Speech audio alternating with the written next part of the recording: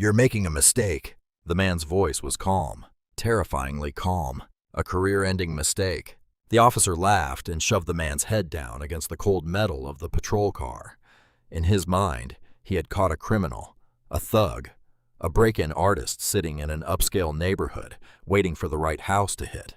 He never checked the badge in the man's pocket. He never ran the plates on the sedan. Soon after, the radio did not chirp with a routine dispatch code. It screamed with a voice that turned the officer's blood cold. This was not just an arrest. It was the moment the hunter realized he had handcuffed the wolf. And when karma finally arrived, it hit like a freight train. The rain in Cedar Hollow did not wash anything clean. It only made the grime cling tighter. The sky hung low and dark over the polished lawns of the North District, where every driveway looked expensive and every porch light glowed like money. Special Agent Adrian Shaw sat behind the wheel of a charcoal gray Chevy Malibu. The engine was off to save fuel and keep his profile quiet. He was not in one of the Bureau's obvious black SUVs. He was working low-profile surveillance, blending into the background without a fake name or costume. Just present, just invisible enough. Adrian adjusted the heat vent, though no warm air came through. He was built like a man who spent his mornings boxing and his nights buried in case files. His dark eyes were sharp, analytical, and fixed on the colonial-style house across the street. The home belonged to Councilman Victor Bramwell. Bramwell was not just a local politician. He was suspected of being the center of a major money laundering operation tied to state construction contracts. Adrian had been building the racketeering case for a long time. He was not there to arrest Bramwell. Not yet. He was there to see who visited before the city budget vote. Adrian took a sip of lukewarm coffee from his thermos. "Come on, Victor," he whispered into the quiet car. "Make the call." He was dressed for comfort, not a press conference. A heavy navy hoodie, dark jeans, Timberland boots. To a trained observer, he might have looked like the assistant special agent in charge of the Chicago field office. To an untrained eye, he looked like a suspicious black man sitting in a car in a rich neighborhood. Unfortunately for Adrian, Officer Wade Calloway had a very untrained eye. A cruiser rolled past slowly. Adrian saw it in the rearview mirror. Cedar Hollow Police. He did not flinch. He did not duck. He kept his eyes on the councilman's house. Federal protocol was simple. Do not act guilty, and you are less likely to look guilty. But the cruiser did not keep going. It braked hard.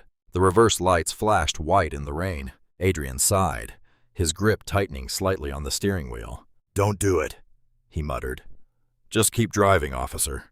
You have no idea what you're walking into." The cruiser backed up until it was parallel with the Malibu's hood. Then the takedown lights came on. A blast of harsh white flooded Adrian's car. He squinted and lifted one hand to shield his eyes. He knew the drill. Slowly he reached toward the passenger seat, where his credentials were hidden beneath a folded newspaper. "Keep your hands where I can see them." The command boomed through the cruiser's speaker. Adrian froze. Then he slowly placed both hands on the steering wheel, fingers spread wide. He was a professional. He knew any sudden movement could be interpreted as a threat, especially by a local officer running on nerves and assumptions. Through the side mirror, he watched two officers get out. The driver was broad, thick-necked, and overconfident. The kind of man who spent more time bench pressing than learning how to de-escalate. That was Officer Wade Calloway. His reputation had already appeared in Adrian's reconnaissance files. Excessive force complaints, all dismissed by a friendly internal review board. A record that smelled less like innocence and more like protection. The passenger was younger and thinner. Officer Silas Brenner, a rookie barely out of the academy, looked nervous enough to sweat in the rain. Brenner looked uncertain. Calloway looked hungry. Adrian lowered the window as Calloway approached, with one hand resting heavily on his holstered Glock. "Good evening, officer," Adrian said. His voice was deep, steady, and free of fear. Calloway did not return the greeting. He shined his flashlight directly into Adrian's eyes. "License and registration, now." "It's a rental," Adrian said calmly, keeping his hands on the wheel. "My identification is in my jacket pocket, and my federal credentials are on the passenger seat beneath that newspaper. I'm going to reach for them slowly." "Don't reach for a damn thing," Calloway snapped. "Out of the car." "Officer," Adrian said, using the same command tone he used with task forces. I'm a federal agent conducting active surveillance. If you force me out of this vehicle, you will compromise a federal investigation."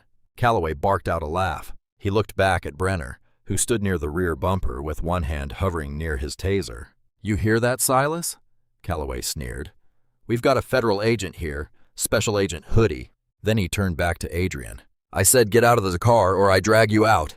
Adrian calculated the risks. If he resisted, Calloway might tase him or shoot him. If he complied, the Bramwell operation might be exposed. Staying alive won. "I'm complying," Adrian said. He unbuckled his seatbelt with slow, deliberate movements. He opened the door and stepped out into the rain. He stood taller than Calloway. For one brief second, the power dynamics shifted on physical presence alone. Calloway hated that. "Turn around," he ordered. "Hands on the hood. Spread them." "Check my credentials, Calloway," Adrian said, deliberately using the officer's name. "They are on the seat. Just look at the badge." "Shut up!" Calloway shoved Adrian forward, slamming his chest against the wet metal of the rental car. Adrian exhaled sharply as the air left his lungs. Calloway searched him aggressively, hands digging along his waistband and pockets. Then Calloway's palm brushed against the concealed holster at Adrian's hip. His service weapon, a Glock 19M. "Gun!" Calloway screamed. "He's got a gun! It is a service weapon!" Adrian shouted, his voice rising for the first time. "I am FBI!" But reason had already left the scene. Calloway kicked Adrian's legs apart and forced him down into the mud. Brenner rushed forward, terrified. "Cuff him!" Calloway roared. "Cuff him now!" Adrian felt cold steel bite into his wrists. He did not fight back. Fighting back would have been a death sentence. Instead, he used a different weapon, his mind. He memorized everything. The sequence of events, the procedural errors, the lack of probable cause. The insults Calloway muttered under his breath. "You boys have really stepped in it," Adrian said, his cheek close to the wet asphalt. "Remember this moment. Remember that I gave you a chance." "You have the right to remain silent," Calloway spat, yanking Adrian up by the cuffs and sending pain through his shoulders. "So use it." As they dragged him toward the cruiser, Adrian looked back toward Councilman Bramwell's house. The curtains moved. Bramwell was watching. The operation was blown. Adrian Shaw's eyes went cold. He was not just an agent anymore. He was a man who had just watched months of careful work get ruined by a bully with a badge. And now he was going to dismantle that bully's career with surgical precision. The backseat of a police interceptor is designed to make a person feel small. Hard plastic, stale sweat, old vomit, industrial cleaner. Adrian sat awkwardly with his hands cuffed behind him and his knees pressed into the cage divider. In the front seat, the air was electric for all the wrong reasons. Calloway was riding the high of adrenaline, drumming his fingers against the steering wheel as he pulled back onto the main road. Brenner sat in the passenger seat, glancing through the plexiglass at Adrian. "Calloway," Brenner said softly. "Maybe we should have checked that ID. He really didn't act like a perp." "Don't be soft, Silas," Calloway scoffed. "Everybody's a lawyer or a fed when they get caught." Guy was sitting outside a councilman's house in a hoodie, probably casing the place. "We just saved the neighborhood." Adrian leaned forward as much as the cuffs allowed. "Officer Brenner, is it?" Brenner jumped. "Yeah." "Check the computer," Adrian said. "Run the plate on the Malibu. It's a fleet rental registered to the United States General Services Administration.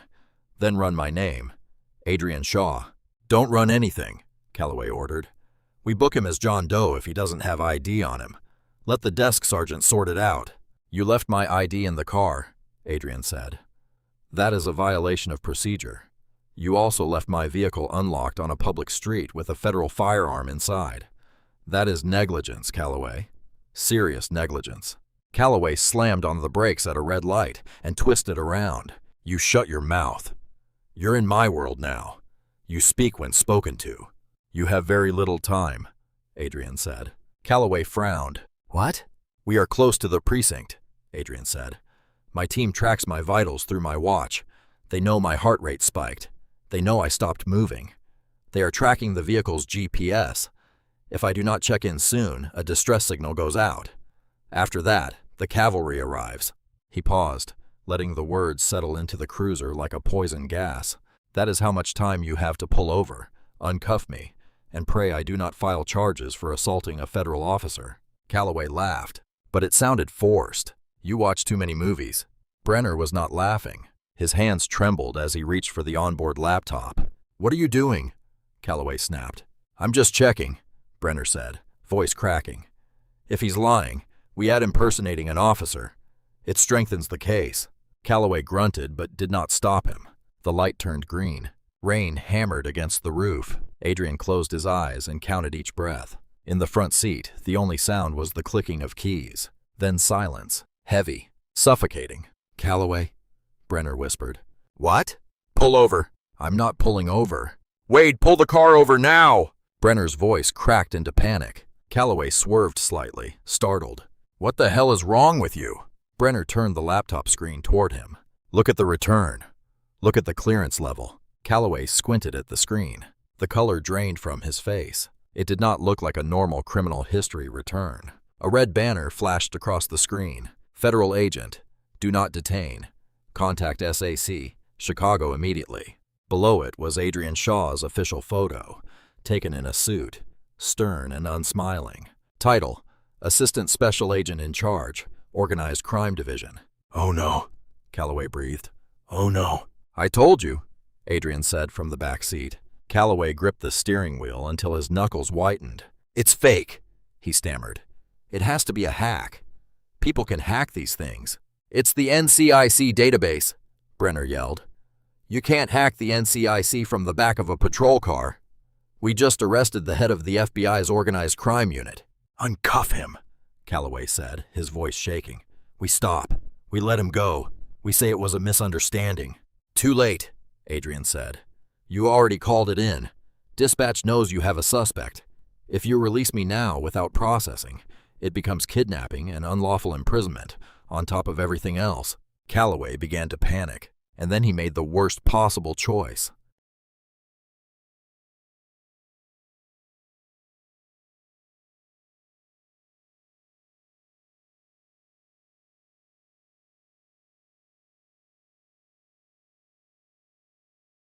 He doubled down. "No," he said, eyes wild.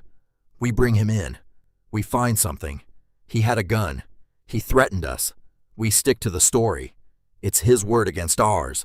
Brenner stared at him as if he had lost his mind. "Are you crazy? He's FBI." "He's a suspect," Calloway roared. "And we are the police. We run this town, not the feds." Adrian shook his head in the dark. "Time is almost up," he whispered. Then the radio crackled, but it was not the bored voice of dispatch. It was the police chief. "Unit 4 Alpha, this is Chief Russell Dane. What is your location?" Calloway grabbed the mic with sweaty hands. "Chief, we're southbound on Main, bringing in a suspect. Resisting arrest. Concealed weapon." There was a pause, long enough to feel eternal. Then Chief Dane's voice returned, tight and strained. 4 Alpha. I have the special agent in charge of the Chicago FBI on my personal line. He says you have one of his men. He says that agent's distress beacon just triggered. Stop the vehicle immediately."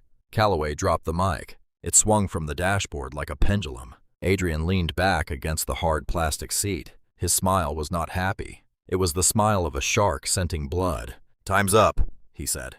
Blue and red lights exploded ahead. Not one vehicle. 6 unmarked black SUVs cut across the lanes, blocking the road. Tactical trucks mounted the curb. Above them, the air began to chop beneath a low-flying helicopter. Calloway slammed the brakes. The cruiser skidded and stopped, surrounded by a wall of federal steel. "Open the door, Calloway," Adrian said, his voice cutting through the chaos. "And pray." The intersection looked less like a suburban road in the rain, and more like a battlefield. The helicopter hovered low over the trees, its spotlight pinning Calloway's cruiser to the asphalt like an insect beneath glass. Inside the cruiser, silence swallowed everything except Brenner's panicked breathing. "What do we do?" Brenner whispered. "Wade, what do we do?" Officer Wade Calloway did not answer. He stared through the rain-slicked windshield at the line of black SUVs. Doors opened. Men and women in body armor moved out. They did not move like patrol officers. They moved with terrifying precision. They carried carbines, not pistols. Across their tactical vests were 3 yellow letters Calloway had been praying were not real. FBI. A voice boomed from the lead SUV's loudspeaker. Driver of the police vehicle, throw the keys out the window. Exit walking backward with your hands on your head. Do it now. Calloway's ego, swollen by years of bullying civilians, collapsed in an instant. He looked into the rearview mirror. Adrian Shaw watched him quietly. The agent was no longer smiling. His expression was one of deep, exhausted disappointment. Open the door, Calloway, Adrian said. Do not make them breach. You will not enjoy the breach. Calloway rolled down the window with shaking hands and threw out the keys. They clattered onto the wet street. Then he opened the door and stepped into the blinding lights. Walk backward, the loudspeaker commanded. Calloway complied. Rain soaked his uniform and made it cling to him. He felt small. For the first time in his career, he felt exactly how every person he had ever bullied had felt. Helpless. Strong hands grabbed him. He was spun around and slammed against the side of his own cruiser, just as he had slammed Adrian against the Malibu. But these hands were professional. They disarmed him with clean efficiency, taking his Glock, taser, and backup weapon in seconds. Officer Wade Calloway? Calloway looked up. A man in a dark trench coat stood before him, flanked by tactical operators. This was Special Agent in Charge Malcolm Greer. He had the face of a man who had run out of patience years ago. Yes, Calloway croaked. I'm a police officer. I was performing a stop. You are under arrest, Greer interrupted. Deprivation of rights under color of law, obstruction of a federal investigation, assault on a federal officer, kidnapping. Kidnapping? Calloway shouted as the cuffs locked around his wrists. I arrested a suspect. You abducted a federal agent, Greer corrected. He leaned close, his nose inches from Calloway's. You see the man you put in the cage? Greer pointed. 2 agents were helping Adrian out of the back seat. They did not handle him like a criminal. They handled him like a brother. One unlocked the handcuffs. Another draped a dry jacket over his shoulders. Adrian rubbed his wrists, grimacing. Then he walked toward Calloway.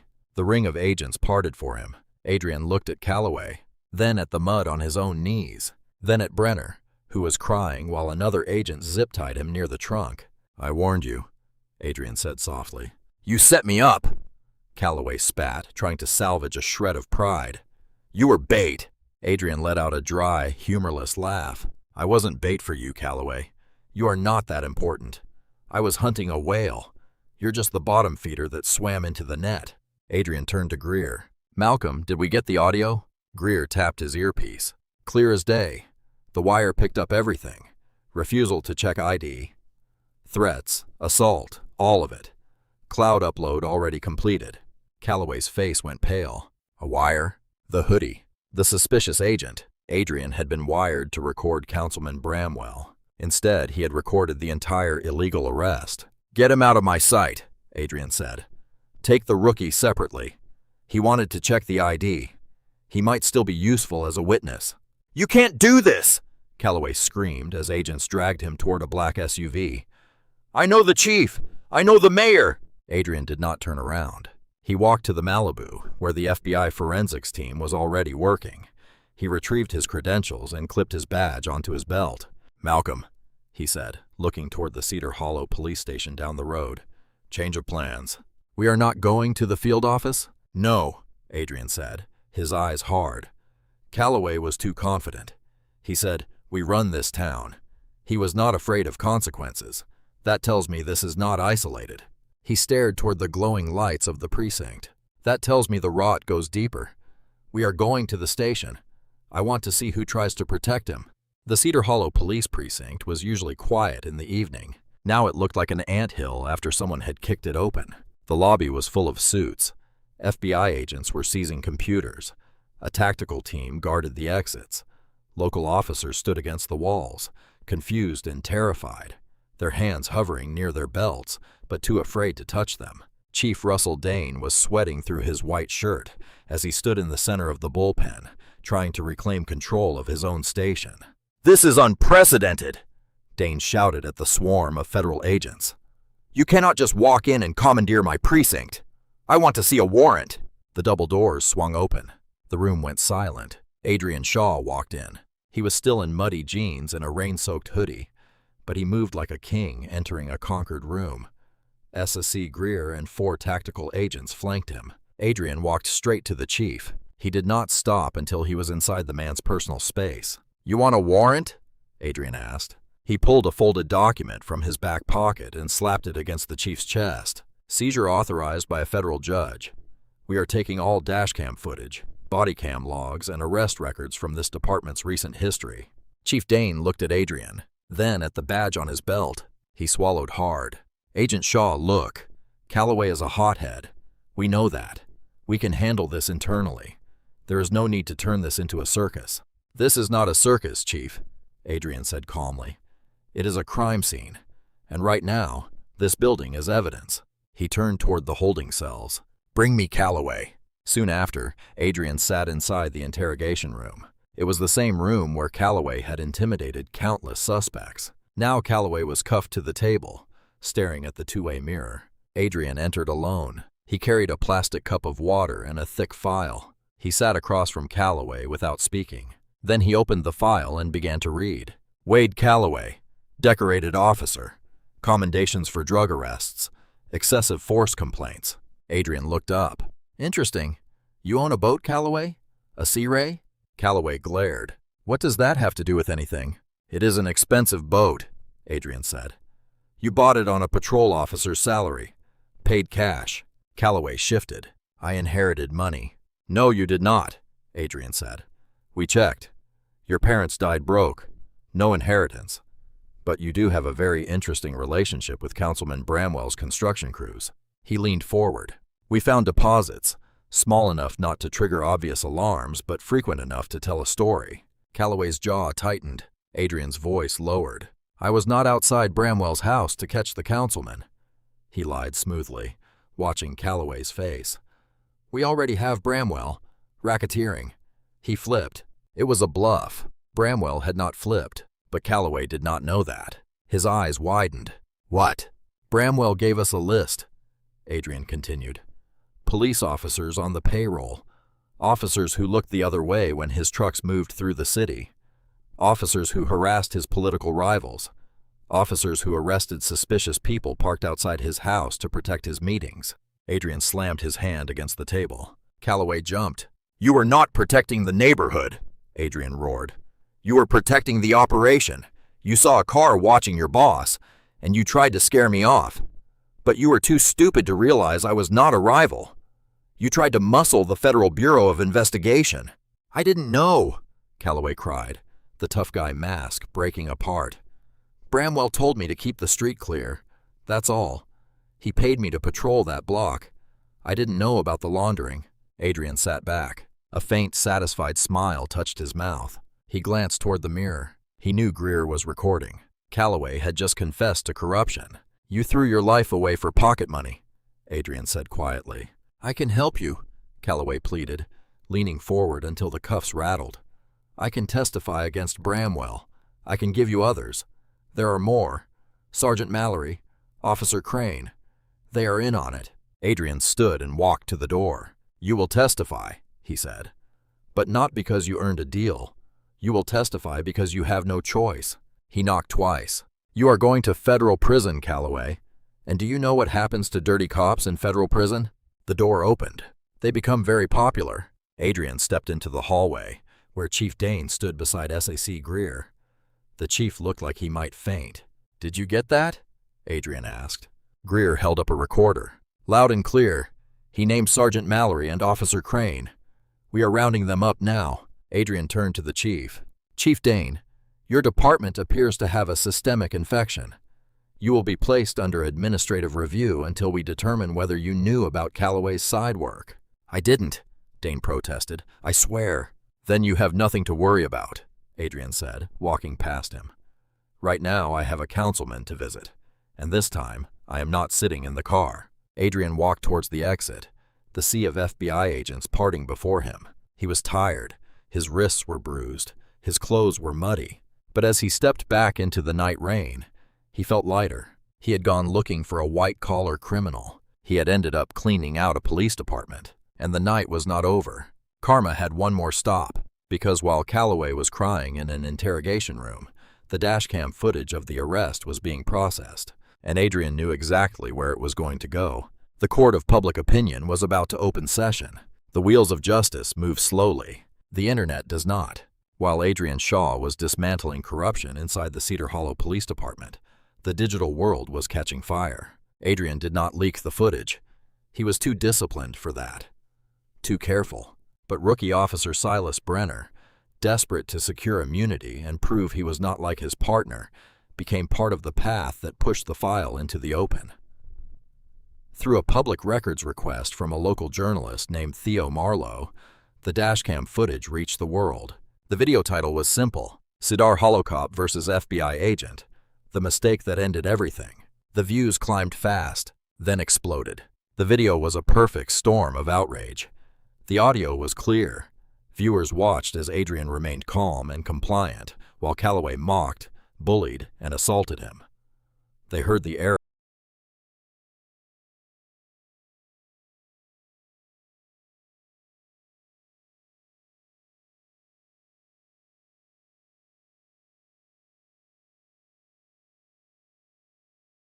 in Calloway's voice.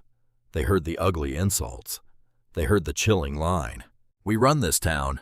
But the climax, the moment the screen flashed red with the federal clearance warning and Calloway's face collapsed, became the most shared clip online.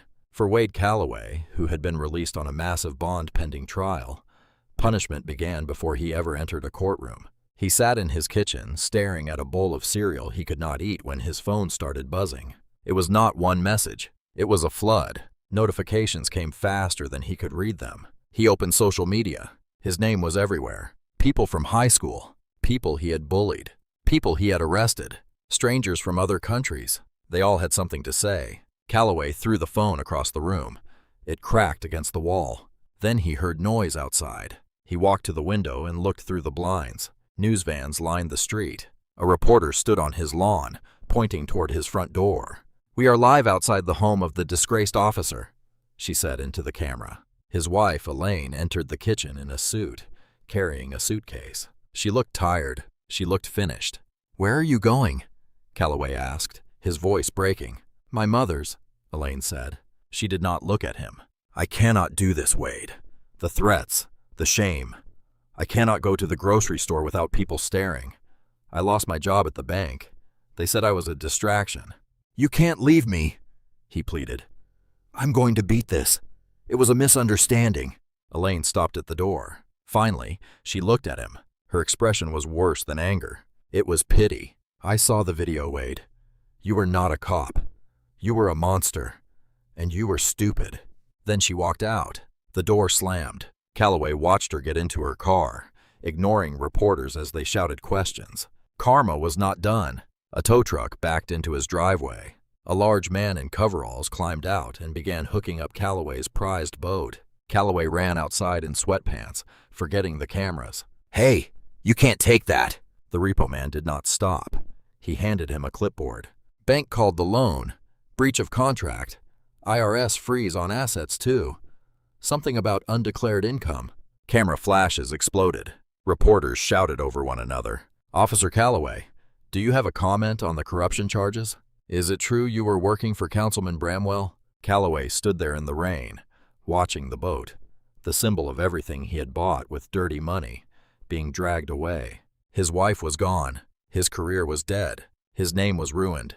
And the world was watching him break. Across town, Adrian Shaw sat in a quiet diner eating cherry pie. On the television above the counter, the news replayed the clip of Calloway's arrest. The waitress refilled his coffee and pointed at the screen. "Can you believe that guy? Thinking he could bully the FBI? Glad they got him." Adrian smiled faintly and took a sip. "Yeah," he said. "Me too." He did not tell her who he was. He did not need fame. He only needed the win. Later, the federal courtroom was packed. This was not local traffic court. This was the big leagues. The room smelled of polished wood and floor wax. The seal of the United States hung above the judge's bench. Wade Calloway sat at the defense table looking much older than he had before. His hair had thinned. His skin looked pale. He wore a cheap suit that did not fit. His good suits had been seized as evidence of purchases made with laundered money. His attorney was a court-appointed public defender named Ellis Price. Price was competent, but exhausted. Defending one of the most hated men in America was not easy. On the other side sat the prosecution. Assistant United States Attorney Ronan Hale led the case. People called him the Hammer, and not because he lost. Beside him sat Special Agent Adrian Shaw in a crisp charcoal suit. Judge Marielle Caldwell presided. She was respected across the circuit, fair, precise, and terrifyingly strict when necessary. She tapped her gavel. The court is now in session. United States of America versus Wade Calloway. The charges were heavy: deprivation of civil rights, conspiracy to commit racketeering, assault on a federal officer. The trial stretched on, but from the beginning, the outcome felt almost inevitable. The prosecution's case was a masterclass. They did not simply play the video, they dissected it. Adrian took the stand with the same calm authority he had shown in the street. He swore in. "Agent Shaw," Hale asked, pacing before the jury, "why did you not identify yourself immediately?" "I attempted to," Adrian said, his voice carrying clearly. "I stated my credentials were on the passenger seat. I stated the weapon was a service pistol. Officer Calloway refused to look. He was not interested in the truth. He was interested in dominance. And did you believe your life was in danger?" "I did," Adrian answered. "Officer Calloway's behavior was erratic, aggressive, and inconsistent with proper procedure. If I had moved my hand to retrieve my badge, I believe he might have shot me." The jury looked at Calloway. Their eyes were cold. Then came the defense. "Ellis Price did what he could." "Officer Calloway," Price asked his client, "did you know he was an FBI agent?"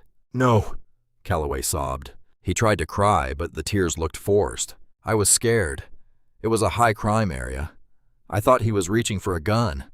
I just wanted to go home to my family." "And the money?" Hale asked on cross-examination, rising slowly. "The deposits from Councilman Bramwell?"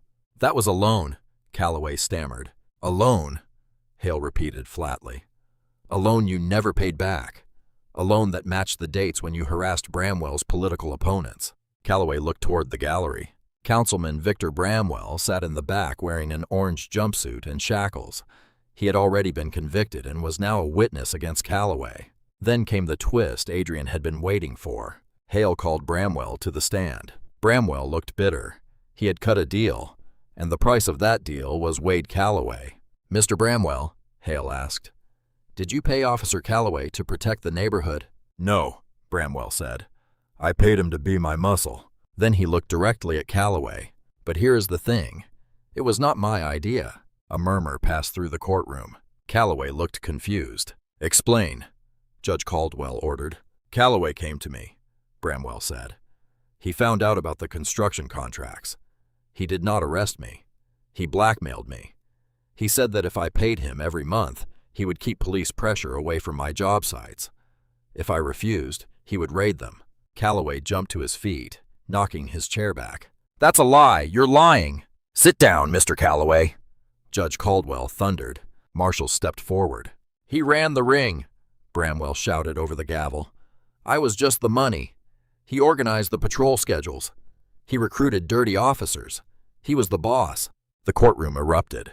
That was the dagger. Calloway was no longer just a reckless cop. He was no longer just a bully who made one bad arrest. According to Bramwell, he was a predator who had built a system around corruption.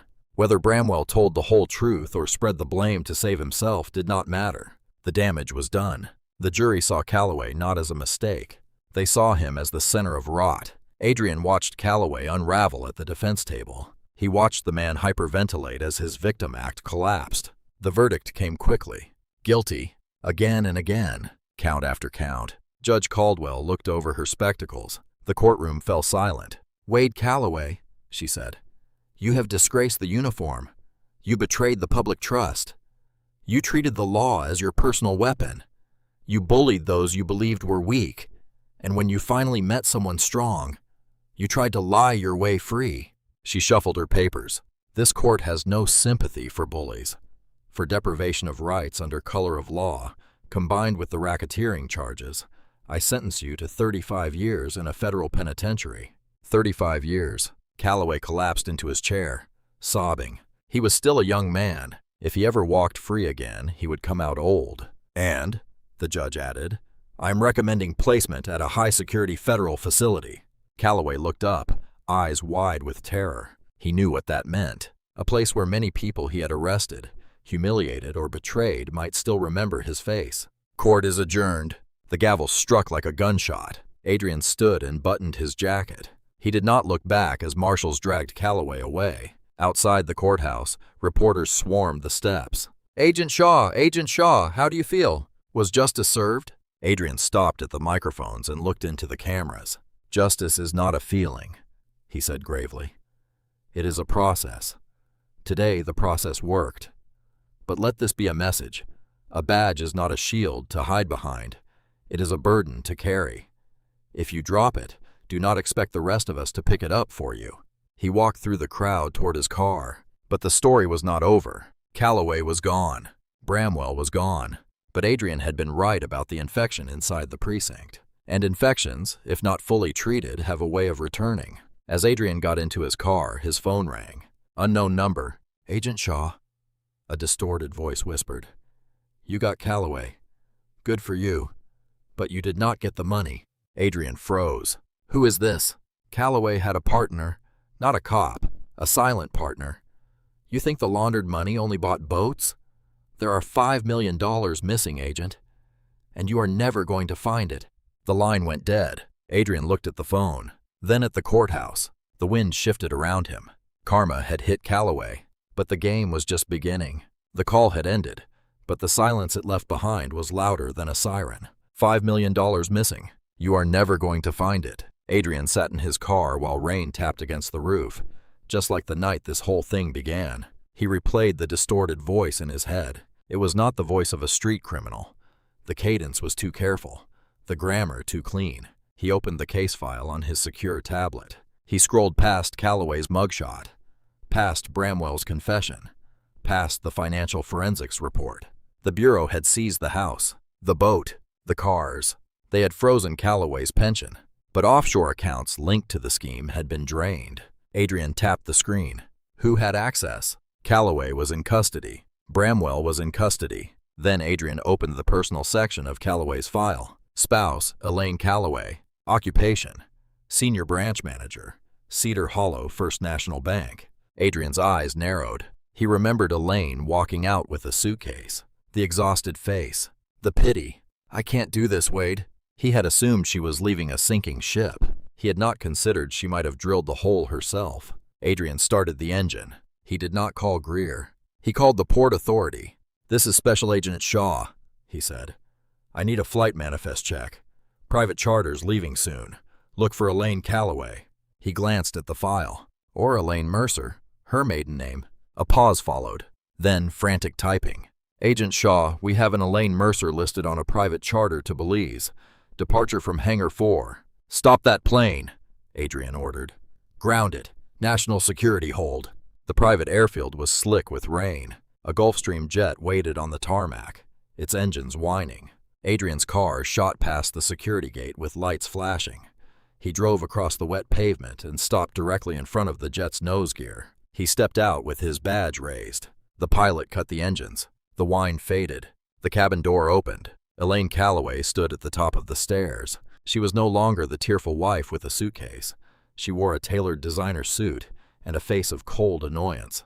You are interrupting my vacation, Agent Shaw, she called down. Adrian walked to the bottom of the stairs. The vacation is canceled, Elaine. So is the transfer. I don't know what you're talking about, she said, descending slowly. I divorced Wade. I am a free woman. I had no involvement in his crimes. You did not just know about the crimes, Adrian said. You structured them. Wade was the muscle. Bramwell was the face. But you were the bank. He held up his phone. We traced the transfer IP. It did not come from some mysterious hacker. It came from a tablet connected to your account. You moved the money while everyone was watching your husband fall apart. Elaine stopped. For one brief second, the mask slipped. Wade is an idiot, she said, venom in her voice. He thought he was a king because he had a badge. He bullied everyone, including me. For years I washed his money, hid his tracks, and listened to him brag. I earned that money. It was my severance package. It was evidence, Adrian corrected. And you just confessed to money laundering and wire fraud. Elaine smiled sharply. You cannot prove I knew the source was illegal. I thought they were consulting fees. Elaine, Adrian said softly, you worked at a bank. You know the laws better than most criminals. And you chartered a private flight under your maiden name. That looks a lot like flight to avoid prosecution. Sirens sounded in the distance. The new local police, under new leadership, were closing in. Elaine looked at the lights, then back at Adrian. Her shoulders sank. The game was over. He is going to rot in there, isn't he? She asked quietly. 35 years, Adrian said. Good, Elaine whispered. Then she held out her wrists. At least in prison, I won't have to listen to him anymore. Federal prison is a hard place. Concrete, steel, noise. Former Officer Wade Calloway was now an inmate mopping the cafeteria floor, keeping his head down because he had learned very quickly that inside those walls, he was no longer the hunter. He was prey. The inmates knew he had been a cop. He paid protection just to keep his teeth. A guard walked past. Calloway, male. Calloway dropped the mop. His heart jumped. Maybe it was an appeal. Maybe it was Elaine saying she forgave him. Maybe, somehow, someone still cared. He tore open the envelope. It was not a letter. It was a notification from the Department of Justice. Inmate Elaine Mercer Calloway, sentenced for money laundering, transferred to the women's facility within the same federal complex. Calloway stared at the paper. She had not escaped. She was here, close enough to know, too far to reach. He walked to the window. Through layers of chain-link fence and razor wire, he could see the women's exercise yard. A figure in a gray jumpsuit walked alone. He pressed his hand against the glass. Elaine, he whispered. She stopped. She looked across the yard toward his building. She did not wave. She did not cry. She simply turned her back and kept walking. Calloway slid down the wall to the floor. Karma had not merely hit him. It had swallowed his entire world. He lost his badge, his freedom, his money, his wife. And he did it all because he was too proud to check an ID. Adrian Shaw stood on a pier in Chicago, staring out across the dark water of Lake Michigan. The wind cut at his face. His phone buzzed. A text from SAC Greer. Case closed. Calloway and wife processed. Assets recovered. City Council is holding a special election. You did good, Adrian. Adrian put the phone away. He did not feel like a hero. He felt like a man who had finished hauling garbage after a long, filthy shift. He pulled a challenge coin from his pocket, flipped it into the air, caught it, and slid it back again. You had your warning, he said to the wind. Then he turned up his collar and walked back toward the city lights. There were other towns, other corrupt officials, other bullies who thought they ran the world, and Adrian Shaw was just getting started. That is the story of how a few moments of arrogance cost one man his entire life. Officer Wade Calloway thought the badge made him untouchable. He thought he could bully, intimidate, and take whatever he wanted. But he forgot the oldest rule of the jungle. There is always something bigger. In the end, it was not only the FBI that took him down. It was his own ego. He had every chance to stop, every chance to check the ID, every chance to apologize. But he chose the hard way, and karma delivered the bill with interest. What do you think? Did the sentence fit the crime? Was Elaine just as guilty as her husband, or was she a victim who broke bad? Share your thoughts in the comments. If you enjoyed this story of justice served cold, hit the like button. It truly helps the channel. And do not forget to subscribe and ring the notification bell so you never miss another story. Until next time, stay safe, stay humble, and always check the ID.